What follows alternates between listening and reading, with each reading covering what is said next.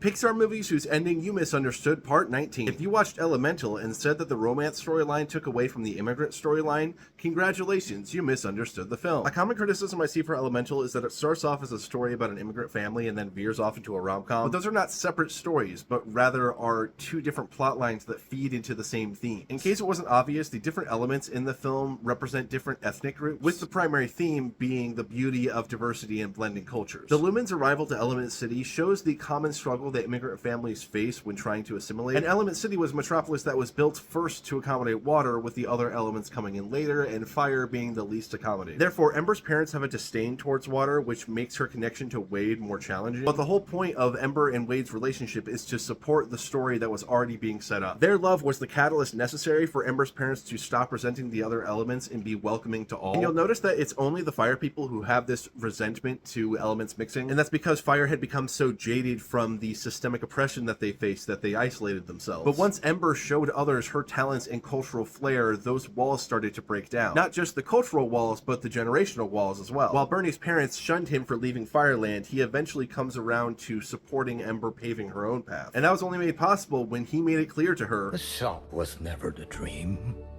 You were the dream. Elemental was a very personal story to director Peter Sohn, whose own upbringing as the son to Korean immigrants inspired much of the film. But what I really love about Elemental is that while you can see that personal touch, it's broken down abstractly so it's easier to understand and relate to. It's a really cliche comment to say the hate for this film is so forced, but the hate for Elemental is so forced. I genuinely believe that a lot of people blindly hate this film simply because they've become so bitter over the past couple years that they refuse to just enjoy a good story, and or they have beef with Disney and don't want to accept anything that their subsidiaries put out. But when you actually sit down and watch this film, you can see how beautiful it is, both aesthetically and thematically. This film has become a favorite in my household, even though we don't personally relate to the characters, we just love the world and the vibe, and I think that more people need to give this film a second chance.